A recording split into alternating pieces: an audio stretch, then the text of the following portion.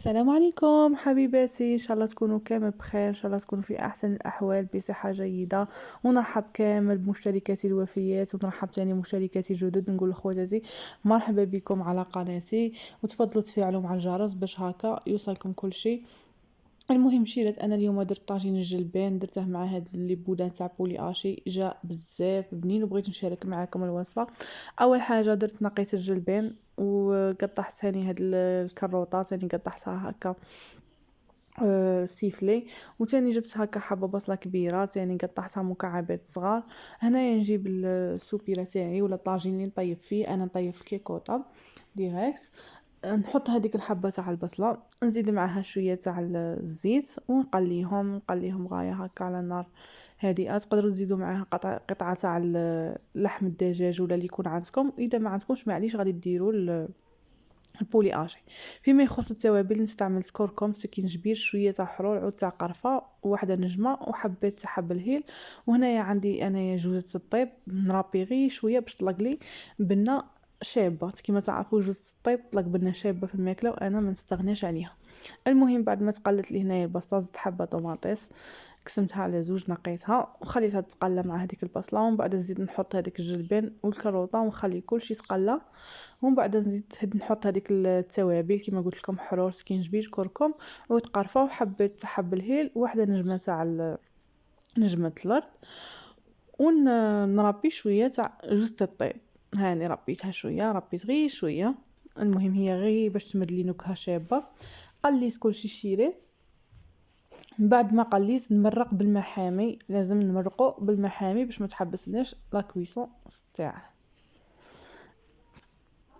شوفوا هنا بعد ما مرقت دركا نبلع عليه، نزيد هنا شويه تاع الملح شيرات ونبلع عليه ونخلي الجلبان تاعي طيب في خاطره. ودوكا نروح نخدمو لي بودان تاع الكفته تاع الدجاج.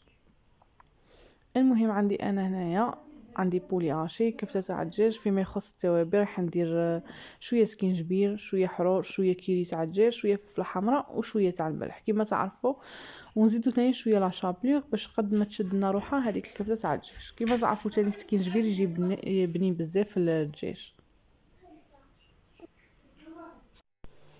نحط هذوك التوابل ونزيد نحط هنايا شويه تاع لا شابلور غير قد ما تتلملي. تقدروا تزيدوا معاها حبه تاع بيض، بصح انا ما نزيدش البيض بس كوني بغيتها شويه ناشفه. انا ديجا الكفته تاعي راهي مطلوقه، تما زدت لها غير شويه خبز باش ولات لي ناشفه. نحل هنايا شيرات بابي سيلوفان ولا لي ساشي كونجيلاسيون، نحط هكا كوريا من البولي اشي ونبقى نحل فيها. شوف بهذه الطريقه حتى ندير كاري كبير. وندير فرماج في الوسط.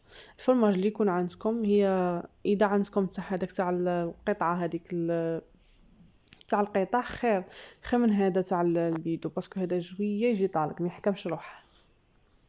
نبلع شيرات بهذه الطريقه ونجيب هنايا اللفه الثانيه ونبلع بها هاد اللي بوده.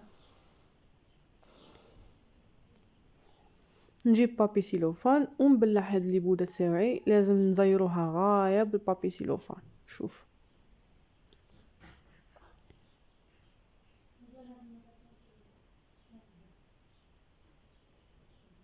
شوفوا زيرو غايه حتى تشكلوا على شكل حربوش وتبقاو هكا. وزيروا من الاحسن تزيروا من زيروها غايه. شوفوا تحسوا بها باللي راها مزيره. شوفوا بهذه الطريقه. دوكا انا نزيد الزاوجه ونحطوها تفورنا، ولا تحطوها تاني في الفور ديروا بلا فيه شويه ما وتحطوهم ديروهم في الالومنيوم طيبوهم. انا فورتهم ديريكتومون كيما راهم. شوفوا بعد هنايا بعد ما فورتهم زدت حمرتهم شويه في الزيت، وكان طاب لي هذاك الطاجين تاعي تاع الجلبان، وقطعت هاد اللي بودان تاعي تاع بولي اشي. شوفوا كيفاش خرجوا جاو يشهوا بعد ما حمرتهم انا في الزيت. تبغوا متحمرهمش، كاين اللي ما يبغيهمش هكا مزيتين كيما تبغوا. المهم انا حمرتهم. شوفوا كيفاش خرج لي جاي شاهي وجا بنين، جا روعه. ميم هذيك الكروطه حلاوتها في طاجين الجبين. نتمنى ان شاء الله تجربوا وتخلوا لي تعليقاتكم في الفيديو. ما تنسوش الشيرات الجايه. دوكا نقول لكم تهلاو في رواحكم وصحه فطوركم وشهيتكم في الجنه، ومع السلامه اخواتاتي.